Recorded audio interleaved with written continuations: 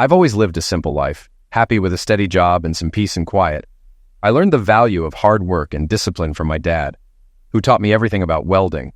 It wasn't glamorous, but I took pride in the craftsmanship. I never needed much, just a job and someone to share my life with. That someone was Lucy, my high school sweetheart, who I thought would be my partner forever. But life has a way of surprising you. Our relationship started with big dreams, full of optimism, but reality hit hard. I worked long hours, often out of town, while Lucy went to college on the money I earned. I thought things were good, but little cracks started to show, and soon our marriage was falling apart.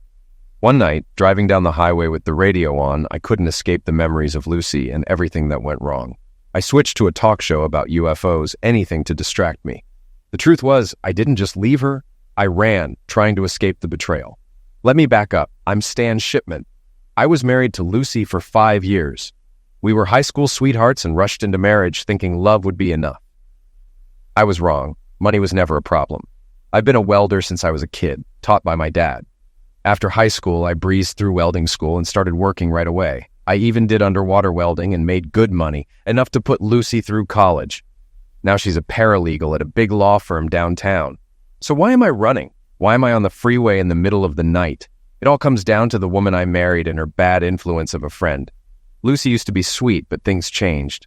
I loved her, and I didn't hesitate to pay for her college, despite her parents thinking I'd go broke. They underestimated me. She graduated debt-free, thanks to me. Things went downhill after she started working at McMaster in Fredericks. At first it was fine, but then her coworkers started influencing her. She'd go out with them once a week, which didn't bother me at first, but soon it became twice a week, including Fridays, our date night. When I brought it up, she brushed it off, saying we could go out on Saturdays and that she deserved time with her friends. Then, her nights out stretched later and later, and her calls went straight to voicemail. I finally confronted her one Saturday morning. I asked what was going on with her late-night outings and if she was seeing someone else. She denied it, saying they just went for a bite to eat after drinks. I told her it needed to stop, and she agreed, promising to quit going out on Fridays. For a few weeks, things seemed to improve, but soon enough, she was back to her old habits. Suspicious, I installed a phone finder app on her phone to track her location. One Friday, I followed her to a bar. Inside, I found her sitting with a group, including one guy she was way too friendly with. She wasn't wearing her wedding ring, and when I confronted her, she claimed she took it off so she wouldn't lose it. One of the guys, Jake, stood up and introduced himself, smirking as he mentioned he worked with Lucy. The group chuckled, except Lucy. Jake squeezed my hand, trying to intimidate me, but he couldn't. I squeezed back, crushing his soft hand until I saw him wince and let go. "I was just going to ask your wife to dance if that's cool," he said, rubbing his hand. I looked at Lucy. "Is that true?" I asked, and she nodded slowly. Thinking this might reveal more, I nodded back. "Go ahead, but remember, she's my wife, and I'll be watching." Lucy got up to dance, and I took Jake's seat, ordering a beer as most of the others drifted off. "You don't own her, you know," said the woman next to me. "And you are?" I asked. Marie Compton. I've been mentoring Lucy, showing her the ropes." "Right. So Marie, who are you to give me marriage advice?" I asked. "I'm her friend, and like I said, I'm mentoring her. The partners like her, and she's got potential." I didn't like her tone and wondered what she was feeding Lucy. "Well, I'm her husband. If something's interfering with our marriage, I need to know." "Stan, Lucy needs to broaden her horizons," Marie said. "She's only ever known you in college. She needs to spread her wings." "Spread her wings? Or maybe something else?" I shot back. "No need to be crude," Marie said. "But yes, maybe she needs to explore other things. You'll benefit in the end." "Oh, really? How?" I asked. "She might learn a few things to bring back to you. I'm sure you're seeing someone when you're away on jobs, right?" "No, Marie. I work, get paid, and come home. I love Lucy and would never hurt her." "Maybe you should broaden your horizons too," she smirked. "I take my vows seriously. I trust Lucy does too. I notice you're not wearing a ring. Ever been married?" "Twice," she said. "Let me guess, you cheated on them, didn't you?" I asked. She shrugged. "Yeah, so? I do what I want." "Well, Lucy's taken, and I expect you to respect that." Marie chuckled. "Sure, you keep thinking that," she said. Jake and Lucy returned from the dance floor, and I stood to let Lucy sit between me and Marie, blocking Jake from sitting next to her. He didn't look happy, but I didn't care. "So, Lucy tells me you're a welder. What do welders make these days, $15 an hour?" Jake asked. Actually, I make over 35, more if I work underwater. I also paid for Lucy's college, I replied. You're paying off her loans? He asked. No, she has no loans because I paid in full. I also bought her that new Toyota. Didn't know welders made that much, but you get lots of women when you're out of town, huh? He said, elbowing me. No, I work 16 hours a day when I'm away. I take my vows seriously, I said. Jake smirked, and I didn't like where this conversation was going. I turned to Lucy. Did you drive here? Yes, she said. Good. I've had enough fun. I'm going home. I expect you to follow soon. I got up, knocking my cold beer into Jake's lap. Oops, sorry. Better go change those pants. Jake stood furious, but backed down when I warned him. Smart move, I said, turning to Lucy. You coming? I'm right behind you, she said quietly. Marie glared at me, but I didn't look back as I left. Lucy arrived home a few minutes after me. She stormed in, upset. What the hell was that? You embarrassed me. I embarrassed you, I replied. Are you following me? She asked. No, I was just grabbing a beer and saw you with your friends, I lied, something I hadn't done before. If anyone should be embarrassed, it's me. Seeing my wife acting like a giddy schoolgirl with some guy and without her wedding ring made me feel like you're ashamed of me. Is that it? Her face softened. Of course not. I just work with these people, and Jake's the attorney I work with the most. And Marie? She's higher up. She's been mentoring me. Does that include marriage advice? I asked. What do you mean? While you were dancing, Marie was telling me you need to broaden your horizons. I asked if that meant spreading your legs too, and she didn't deny it. Be honest, Lucy. Have you cheated? No, I haven't, she said. But she couldn't look me in the eye. You know I could never forgive that. Marie said you might be cheating when you're gone. Are you? No, I said firmly. We've known each other since 6th grade. Have I ever been unfaithful? She shook her head. No. I love you too much to hurt you. I work hard, often 16-hour days. You've seen my pay stubs. Yes, I know, she said. Then you know I've supported you, bought you a car, paid the bills, and I'm saving for a house. You can tell Marie to shove her advice where it belongs. She's divorced twice for cheating. Lucy was shocked. How do you know? She told me. She seemed proud of it. I don't trust her or Jake. They're up to something, and I don't want you caught in it. You haven't done anything wrong, right? No, I haven't, she said. I just enjoy going out with them. I'd like to spend time with you, too. Think you can start hanging out with your husband again? Of course, she said, wrapping her arms around me. I'm sorry. That's okay. There are only 3 things I've ever wanted. To be married to you, to be the best welder, and to have a family with you. She smiled. Well, you've got the first 2. Ready to work on the 3rd? I smiled back. Let's do it. We spent the rest of that night in the master bedroom, and for a couple of months, things seemed to calm down. Lucy stayed home on Fridays, and I made an effort to be more loving, never bringing up Marie or Jake again, trusting Lucy to do the right thing. Then, one Friday night, I came home to a dark house, except for candles on the dining table. I smelled lasagna cooking and thought Lucy had planned something special. The table was set with our best china, and when I turned around, I saw her in one of the shortest dresses I'd ever seen. It highlighted her legs, which she knew I loved. The dress barely covered her and was completely backless. She wrapped her arms around me, kissed me deeply, and asked, "Do you like what you see?" "Definitely," I replied. "Good. Tonight's going to be special," she said. "It's a surprise. Go clean up and I'll get dinner ready." After washing up, I returned to find the lasagna served, wine poured, and Lucy sitting at the table. I told her I didn't know which looked better, her or the lasagna. She laughed and said, "I hope you enjoy both tonight." As I ate, I started feeling strange and dizzy. I tried to stand but nearly fell. Confused, I looked at Lucy, barely able to speak, before collapsing. When I came to, I was undressed and tied to a chair in our bedroom. My arms and legs were zip-tied, and there was a strange device around my waist. Furious, I shouted, "Lucy, what's going on?" Lucy walked in, but she wasn't alone. Marie was with her. "What is this?" I demanded. "Let me out of this chair."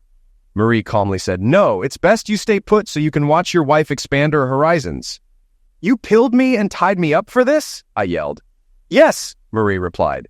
"Lucy knew you wouldn't agree, so I gave her something to knock you out. Now you can watch, and there's nothing you can do." I looked at Lucy, furious. "You went along with this? You know what this means? I'm sorry, but Marie said it's just Zex. It won't affect us, and I still love you." That's not true, and you know it. I told you I wouldn't tolerate cheating. And what's this thing you put on me? It's a cage to remind you who's in charge now, Lucy said. Untie me right now, or we're done, I warned. Marie walked over and gagged me. You'll stay quiet while your wife enjoys herself with someone else. I tried to shake my head to stop her from putting the gag in, but I couldn't. No matter how hard I struggled, I couldn't break free from the chair. Marie stood up and walked to the door, letting Jake and another guy from Lucy's office enter. They looked at me and laughed. Looks like the loser is ready, Jake said. He's not cooperating, Marie replied. Jake punched me hard in the face. Then again, I could taste blood. Lucy screamed, Don't hurt him. You promised. I owe him for ruining my pants. Now he'll watch as I screw his wife. He ripped Lucy's dress off. Lose the underwear, he told her. Lucy hesitated, then took them off and handed them to Jake, who tossed them at me after sniffing them. Lucy got on her knees and started giving Jake a head while looking directly at me. I was shaking with rage, but Jake and Marie just laughed. Your wife is good at this, Jake taunted. After he finished, Lucy moved on to the other man. I couldn't bear to watch. You like watching this, don't you? Marie asked, filming everything. Admit it, she pressed, but I shook my head. When Lucy was done, Jake led her to the bed. Now for the main event, he said, and I closed my eyes as I heard Lucy moaning. Better than your husband? Jake asked, and Lucy responded, Oh yes, so much better. At that moment, all the love I had for her vanished. I had heard about men getting turned on by watching their wives with others, but all I felt was hatred. They went at it for the next hour, with Marie recording everything. When they were done, Jake and the other guy walked over to me. Enjoy the show? They mocked, laughing. Then they pushed Lucy and Marie aside and peed on me, covering my face.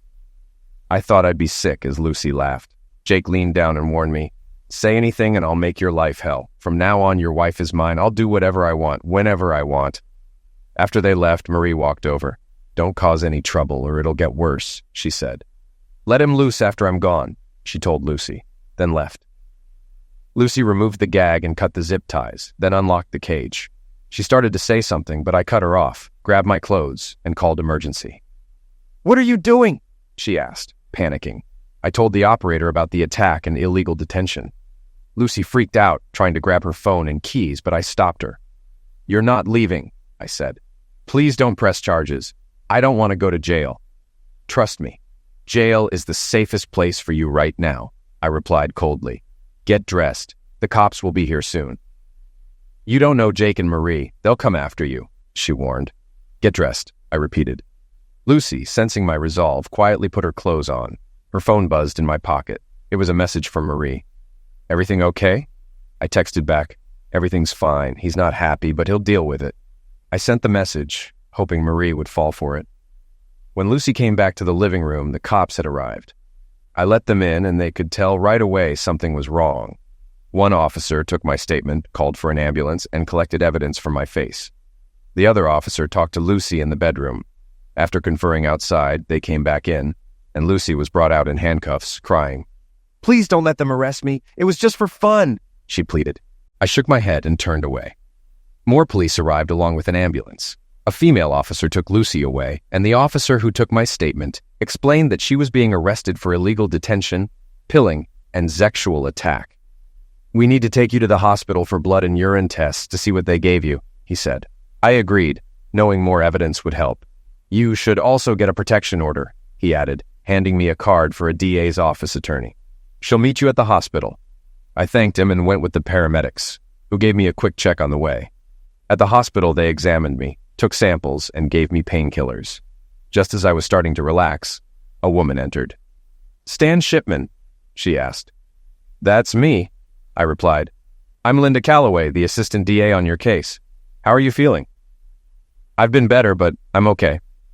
She briefed me on the situation, telling me that Marie, Jake, and the other man had been arrested. However, they might be released due to their company's influence. I'm seeking a protection order for you, she said.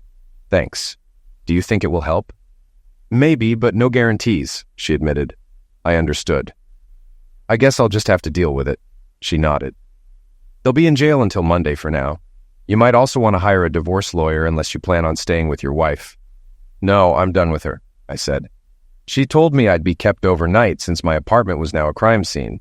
She also asked if I owned a weapon, and I told her I didn't. After that, I fell asleep and woke up when they moved me to a private room. The next morning, my parents visited, and I told them everything. My father was furious. "What are you going to do?" he asked. "I'm divorcing her," I said. "Good. Let me find you a lawyer," he offered. He also agreed to give me a ride home when I was discharged.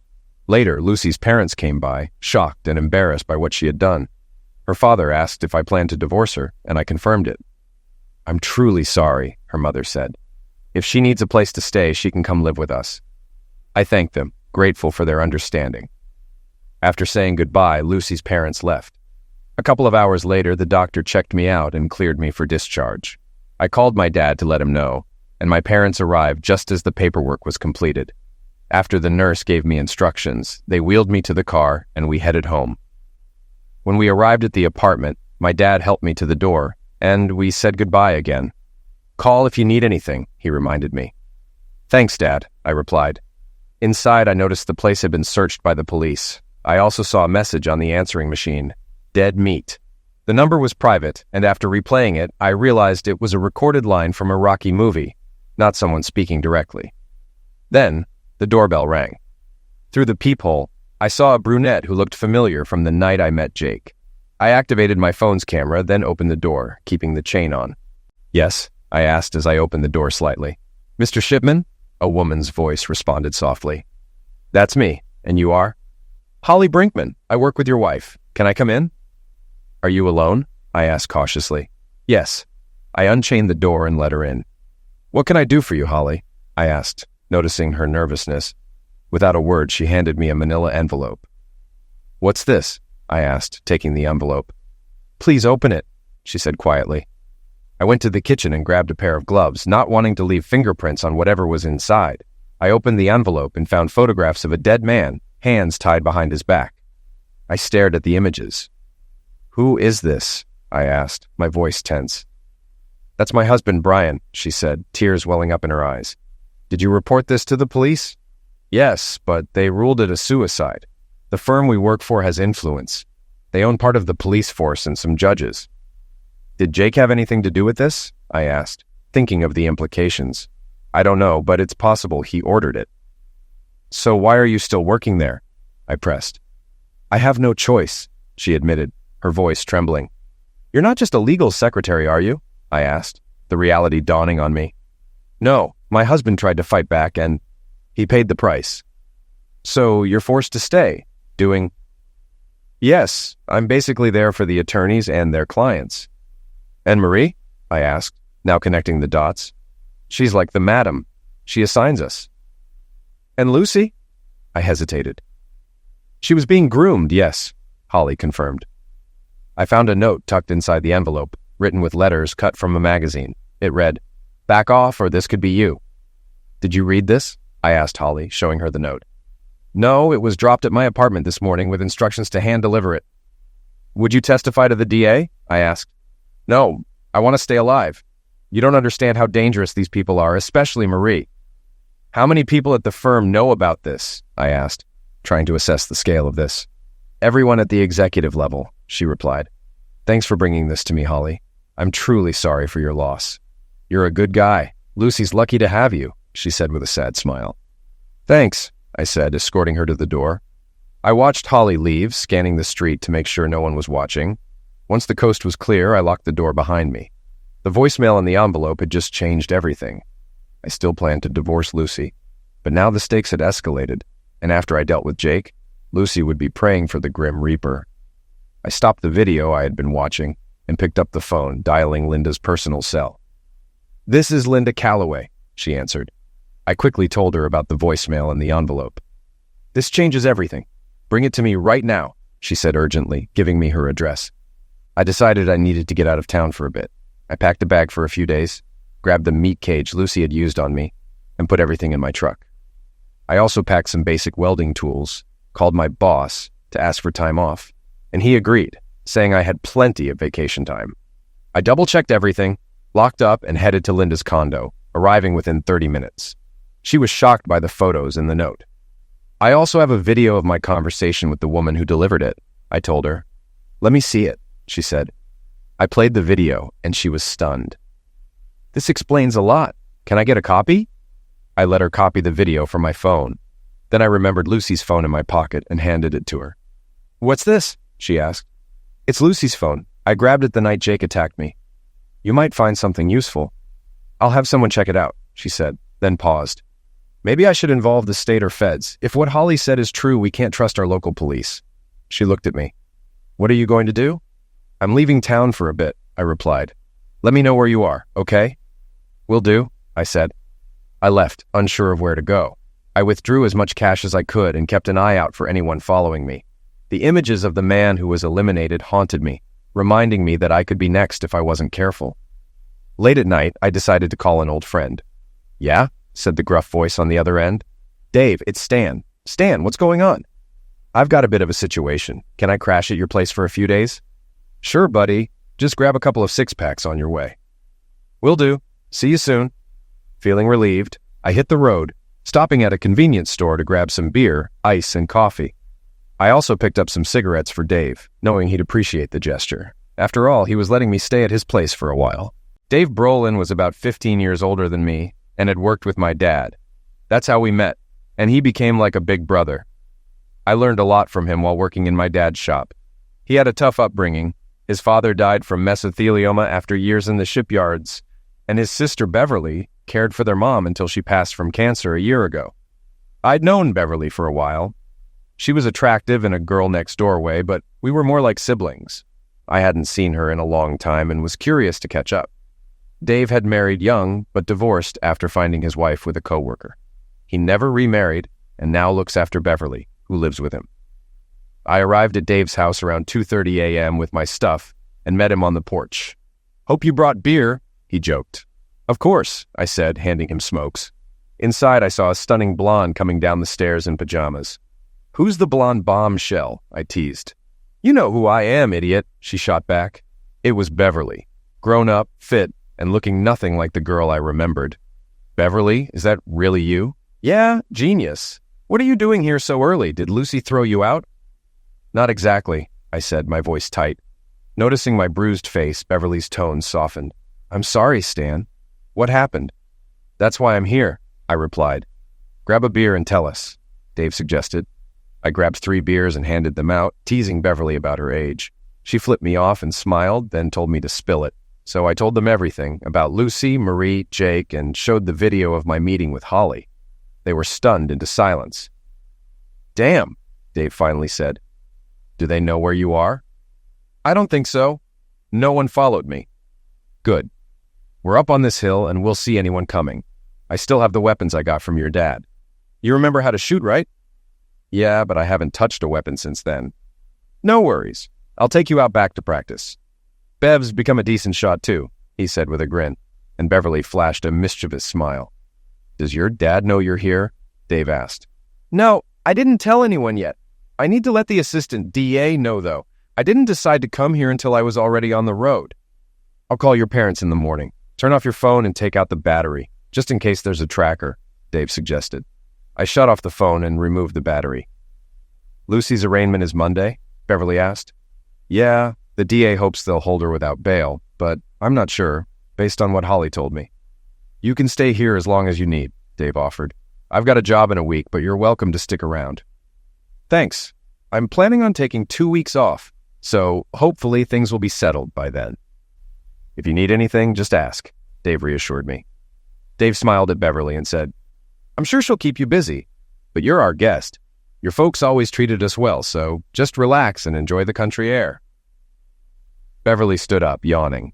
I've got to get up soon and make breakfast. Hope you like omelets and hash browns, she said, glancing at me. Sounds perfect, I replied. She waved goodnight and went upstairs. After her door closed, Dave and I stepped outside to smoke. What's her story? I asked.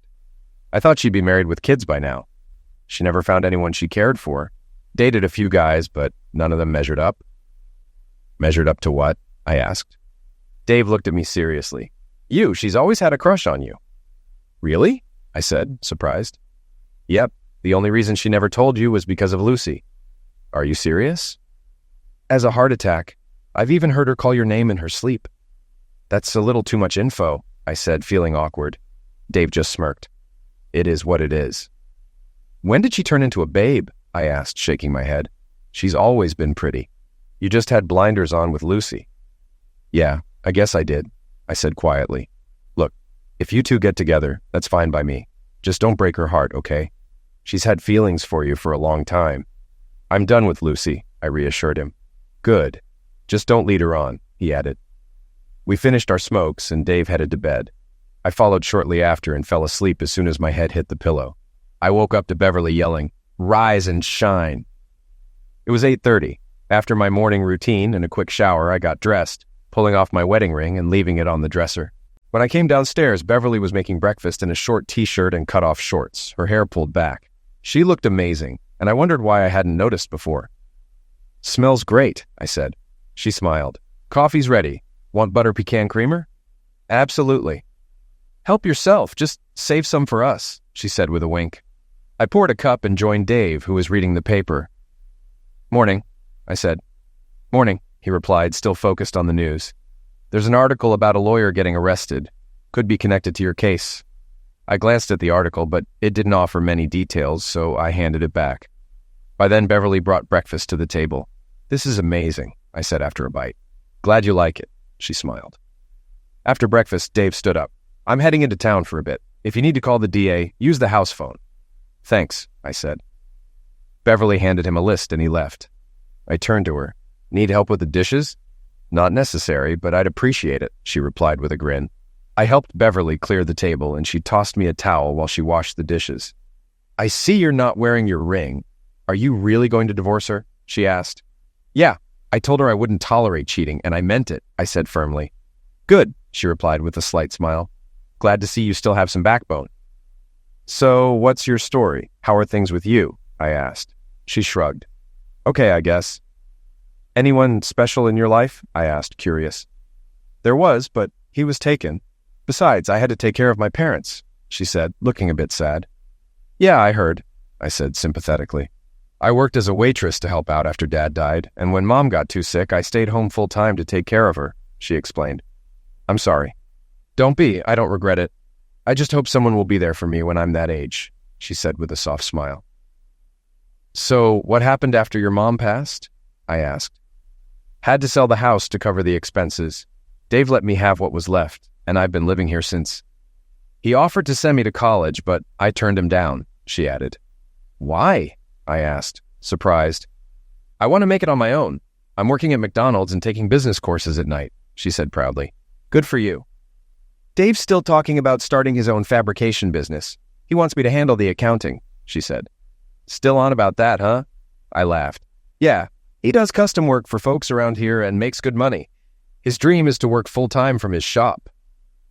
"Maybe he'll show me the shop while I'm here," I said. "That would be nice," she replied. We fell quiet, and I found myself really admiring her for the first time. She noticed and raised an eyebrow.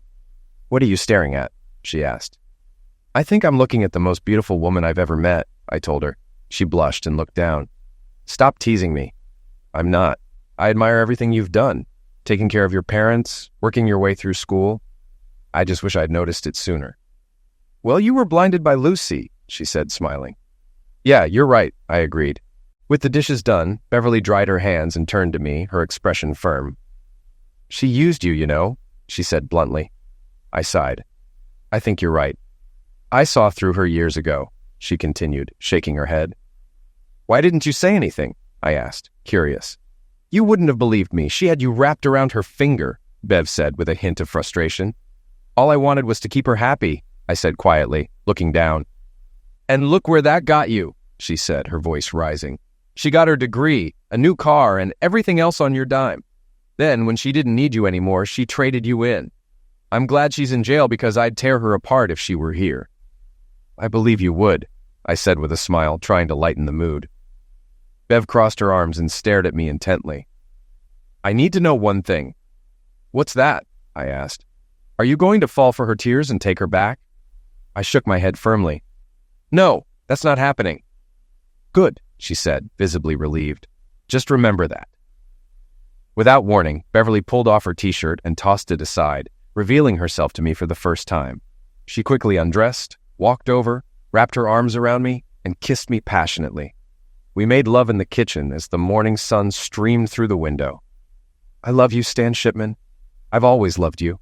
Don't forget that, she whispered afterward, her voice tender. I love you too, Beverly, I replied, still breathless. I want to stay like this forever. That sounds nice, she smiled, but I doubt my brother would appreciate it. She laughed, and I kissed her deeply again. Then it suddenly hit me. I pulled back, concerned. I just realized I didn't use protection. Don't worry, I'm on the pill, she reassured me with a smile. Honestly, I wouldn't mind if you got me pregnant. I'd love to have your kids. I'll hold you to that, I said, relieved. We should clean up before Dave gets back, she said, standing up and stretching. I need to prepare the meat for tonight. Why don't you shower first? Okay, I'll be up in a bit. What's the meat for? I asked. We barbecue on Sundays, weather permitting. You like venison, right? She grinned. Yeah, but it's been years since I had any, I said, smiling back.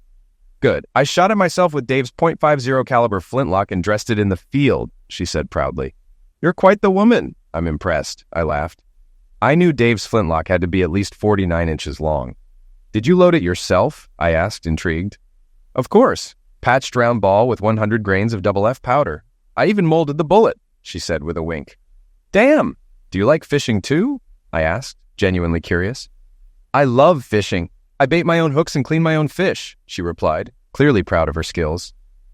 Is there anything you haven't done? I asked sarcastically. I haven't rebuilt the transmission in Dave's truck yet, but I did help him rebuild the engine, she laughed. I'm definitely in love, I said, kissing her. She kissed me back and said, Now hurry up and shower. I'll be up in a bit. I headed upstairs and jumped in the shower. A few minutes later, Beverly joined me. Just wait until tonight when we go to bed, she teased. By the way, you're sleeping with me from now on. My bed's bigger than yours. Won't Dave mind? I asked, unsure.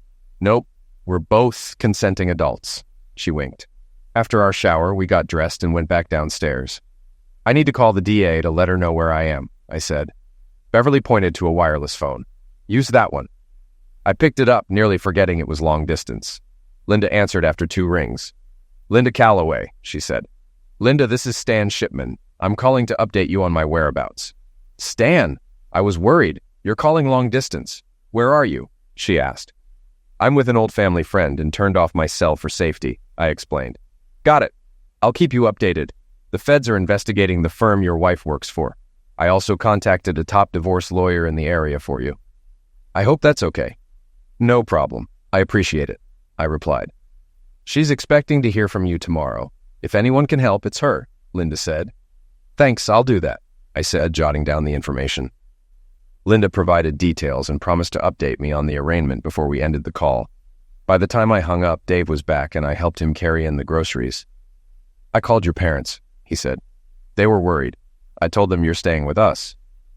Thanks, I appreciate that, I replied. That evening, we barbecued the venison and enjoyed dinner outside on the deck. Afterward, we all helped clean up. Dave and I grabbed a beer and stepped out for a smoke while Beverly finished in the kitchen. So, are you going to be sleeping in her room? Dave asked, grinning. I felt uncomfortable discussing it, given that Bev was his sister. Yeah, I think so, I replied awkwardly. Is this going to be permanent? Dave's tone turned serious. I think so, I said confidently. I just need to finalize my divorce. Do you love her? Dave asked, looking me in the eye. Yeah, I do, I answered without hesitation. Good. It's about time you got your head straight, he said, smiling and slapping my shoulder. Bev's a big girl. She can make her own decisions. I just don't want to see her get hurt. I'd never hurt her, I promised. Glad to hear that. Welcome to the family, Dave said, extending his hand. I shook it, and we shared a manly bear hug. Just don't keep me up all night, okay? Dave laughed. I chuckled and nodded. I'll do my best. That night, after Bev and I made love, I held her close, thinking about our future. I hadn't felt this content in a long time. What are you thinking? She asked softly, her head on my chest. The future, I said. Oh? She lifted her head to look at me. Yeah. What do you want out of life? Where do you see yourself in 5 or 10 years? I asked. I'm not one to chase a career, she said thoughtfully. I just want a loving husband and a family. That's enough for me. What about your classes? I asked, curious. They're more for Dave. He'll need help with his business, she explained. And what do you want? I'm like you, I said. I just want a faithful wife and a family. I thought I had that with Lucy, but it didn't work out. She smiled. And your job? I love it. I said. But sometimes I'm gone for a couple of weeks. Can you handle that? She laughed. My brother's a welder, remember? I know what to expect. As long as you come home to me, I'm fine. I looked at her, feeling peace I hadn't felt in ages. I wish I'd met you before, Lucy. Me too, she said. But we'll get through this together. We're a team. I'll always be here for you, she added warmly. I love you, I said, kissing her. I love you more, she whispered, holding me tight.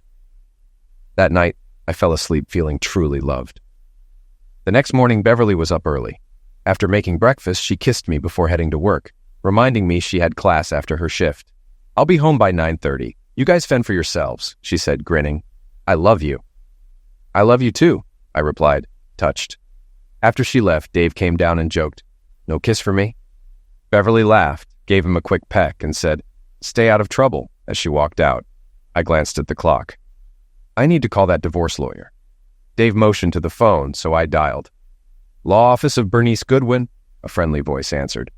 I introduced myself and explained that Bernice was expecting my call.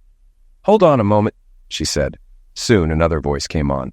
Bernice Goodwin, how can I help? This is Stan Shipman. Linda Calloway gave me your number. Ah, yes. I've been expecting your call. Normally I like in-person meetings, but I understand this time is different, she said. That's fine, I replied. We can handle most of it online. Tell me everything, she instructed. I explained the situation, and she listened carefully. What are your expectations? She asked. I want no alimony and my fair share of the assets, I said. We can do that, she replied. Your wife's legal trouble will help your case. Do you own property? No, we rent, I answered. Do you want to pursue action against Marie and Jake? I'd recommend suing for emotional distress, not alienation of affection. It's more effective, she advised. Do what you think is best, I said. I'll get started. Do you have an email? I gave her my information, and she said, I'll send documents, including a contract to sign and a checklist. You'll also need to pay a retainer. Can you do that today? Yes, I agreed. Great. Once everything is ready, I'll have the papers served. Any questions? No questions, I replied. Her assistant took my credit card info for the retainer. After hanging up, I checked my email and found 2 documents from Bernice. I signed the contract, sent it back with a receipt, and read through the advice on protecting my finances. Using online banking, I opened a new account, transferring half of our savings and checking into it. I paid off and canceled Lucy's card, but kept mine open for the retainer payment. By early afternoon, I had finished everything. Dave took me to his shop where he was working on a trailer for a local farmer. I helped out, finding it relaxing to stay busy. Around 3 o'clock, we got a call. Dave answered and handed me the phone. It's your lawyer, he said. This is Stan, I said. Stan, it's Linda Calloway. Bad news. The judge set minimal bail and let them go, Linda said, sounding tense. How's that possible? I asked, feeling my stomach drop. Probably on their payroll. The protection order's in place, but it's only as good as the paper it's on. Stay put for now. The feds are watching them, but I can't guarantee your safety, she explained. Great. So what now? Stay where you are. I'll handle things from here. Call if you need anything, she said. All right, I replied, feeling uneasy. After hanging up, I told Dave. The judge let them go. Damn, you should call your folks, Dave suggested. I agreed and dialed my parents. My dad answered on the second ring. Dad, it's Stan, I said, trying to stay calm. How are you holding up? He asked, clearly worried. I'm okay, but I wanted to let you know the judge let Lucy and her friends out. Be on guard. They might try to find me, I warned. Don't worry, we won't say anything. You still down at John Harrison's place? He asked. I realized he already knew where I was, and it hit me. Lucy and her friends were likely with him now. I decided to play along. No, I'm about 50 miles south of there in a motel, I lied. Okay, as long as you're safe, my dad said, sounding strained. I'll be leaving here tomorrow, heading east, I added, continuing the ruse. Just let me know where you end up, he replied. Can I talk to Mom? I asked, sensing something was off. She's in the bathroom, he said, his voice shaky. I thought I heard background noise, raising my suspicions. All right, tell her I love her, I said. I will. Love you, son, he said, and we ended the call. I immediately called Linda. I think Lucy and her friends are at my parents' house, I told her, feeling anxious. I'll send federal agents over right now. Stay put, she said firmly. After the call, I told Dave, I think they're at my parents' place looking for me. Do you think they'll believe your story? Dave asked. I hope so, at least for a while. I should probably find somewhere else to hide, I said, pacing. No, you're staying here. Let me clean up and I'll talk to the sheriff. Don't move, Dave said, sounding determined. I nodded, but I wasn't sure how much time we had before Lucy and her friends figured out the truth. A couple of hours after Dave left for town, Linda called back, her voice tense. Stan, you were right. Lucy, Marie, Jake, and some thugs went to your parents' house after the hearing. They tied them up, but your folks didn't reveal your location. We have an APB out for them, and one of their guys is in custody, but he's not talking. Do you know where they're headed? I asked, feeling uneasy. No, but they didn't buy your story, she said grimly. Here, talk to your dad. My father's voice came through, shaky but relieved. Stan, they didn't fall for it, but we're okay. I think Lucy and her crew are heading your way. What makes you think that? I asked, my heart racing. I overheard Lucy talking, he said. You'd better warn Linda. I will, Dad. Be safe, I replied, and Linda came back on the line. Where exactly are you? She asked. I gave her my location and asked if Lucy could find me. She knows, Linda said. Stay put. We'll send someone fast. I hung up and headed back to the house, but as I left the shop, I heard Jake's voice. Well, thought you could outsmart us, huh? He sneered, weapon in hand. Behind him, Marie and Lucy stood by an SUV, smug. Jake waved the weapon at me. Move! I had no choice but to get in the SUV. Lucy slid in beside me, smirking. This won't end well for you, I warned. No matter, she said coldly. It'll be too late for you. They drove me to a creek bed, and Jake ordered me out. A thug tied my hands behind my back and forced me to my knees. Jake pulled out a longsword and stood over me. Make your peace, he said, raising the sword. I closed my eyes and prayed. Suddenly, a rifle shot rang out. Jake dropped dead, a bullet in his forehead. Another shot struck the thug holding me. Marie tried to grab Jake's weapon, but a third shot struck her shoulder. Lucy cowered behind Jake's body. I heard a four-wheeler approach. Beverly arrived, blonde hair flowing and rifle in hand. She cut me loose, then marched over to Lucy, striking her with the back of her rifle. Don't you ever touch my man again, or I'll blow your head off, Beverly shouted. Lucy, bleeding and trembling, nodded in fear. Beverly then slammed the rifle back into Lucy's kneecap, and Lucy screamed in agony as her bone cracked. We heard sirens in the distance as Beverly calmly reached for a flare weapon from the four-wheeler. She aimed it at the sky and fired, signaling the authorities. As the sirens grew louder, flashing lights appeared on the horizon, heading our way. Beverly approached me, her expression softening as she asked, Are you okay, sweetie? I am now, I replied, still in shock from what had happened. You saved my life, Bev. I can never repay you. Trust me, she said with a warm smile. You've got the rest of your life to make it up to me. Soon the area was filled with police cars. Dave pulled up in his truck and hurried over to check on us. You okay? Dave asked, concern on his face. I am now, thanks to Bev. She saved my life, I said, deeply grateful. The sheriff and his deputies took control of the scene. They called for an ambulance for Marie, who was still screaming in pain, and a coroner for Jake's body. Lucy was handcuffed and taken away, but not before shooting me a hateful look. She eliminated Jake and Ronnie, Marie cried, tears streaming as paramedics tended to her. The sheriff remained calm. Nope, he said.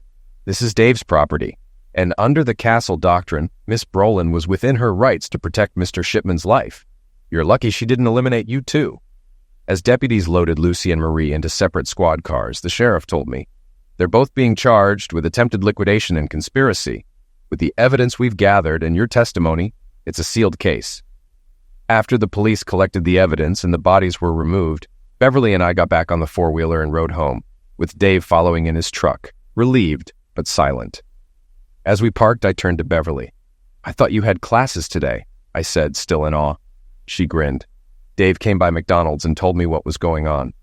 I clocked out, came home, and followed the tire tracks to where you were. I got into the deer stand and, well, you know the rest. I owe you everything, Bev, I said, full of emotion. You don't owe me a thing. You're alive, and that's all I care about, she said, hugging me tightly. Inside, I called Linda to tell her what happened. She was relieved I was safe. Now we've got them where we want them, Linda said confidently. The firm is going down hard. I hope so, I replied. I then called my parents, who were equally relieved that everything turned out okay. That night, after things settled down, I thanked Beverly repeatedly for saving my life. Marie eventually recovered, and she and Lucy stood trial for attempted liquidation and conspiracy. They were found guilty on multiple charges, including my attack and illegal detention. Both received life sentences and would never be free again. I couldn't have been happier. Beatrice finalized the divorce, and thanks to Lucy's convictions, she got nothing. Beatrice also secured a hefty settlement from Marie and Jake's estate. By the end, I was rolling in money. Sure, Bernice got a share, but I was very happy with my cut. The firm settled for a large sum as its partners faced federal charges, including racketeering and suspicious end-of-lifes. Eventually, the firm shut down, and the partners ended up in prison for life. It all unfolded in about 6 months, leaving Beverly and me with more than enough to live on for years. I bought a nice ring and proposed properly on one knee. She squealed and kissed me all over. A month later, we got married and spent a week in Las Vegas. When we returned, we sat Dave down and proposed forming DNS Welding and Custom Fabrications. "Are you serious?" he asked. "Hell yeah," I said. Beverly pulled out a spreadsheet and showed it to me. It was the business plan she had been working on. After reviewing it carefully, I nodded in approval. "You know, I think this could work," I said, impressed. "Oh, I almost forgot," I added, reaching into my pocket and pulling out a set of keys. "You know that lot on the south side?" "Yeah, what about it?" she asked, curious. "Did you see the new double wide on it?" I asked with a grin. "Yeah, we thought you sold it," she replied. "Nope," I said, smiling. "It's your wedding gift from me and your parents. The lot and home are in your name now. Your dad and I moved all your stuff from your apartment, minus anything with Lucy's picture on it." Beverly looked stunned. "Wow, I don't know what to say. I could afford to build a custom home, but the double wide was nice and sturdy. I wasn't about to turn down such a generous gift, especially knowing it must have cost over $150,000. "Just say thanks, partner," I said, offering my hand. Beverly smiled and shook my hand before pulling me into a bear hug. "You okay with us living down there?" Beverly asked, a hint of concern in her voice. "I'd hate for you to be alone." "I'll be fine," I reassured her. "I might finally get a decent night's sleep without hearing you two all night." We all laughed and celebrated. Later, I called my parents to thank them for the incredible gift. That night, Beverly and I christened the master bedroom of our new home. As we lay in each other's arms, I felt confident that things would turn out well. Of course, with money comes a lot of friends, and some have serious prison connections. Lucy and Marie, meanwhile, weren't so lucky. Behind bars, they had a rough time, cleaning toilets with toothbrushes and doing favors for inmates with special preferences. I guess their horizons just got a lot wider.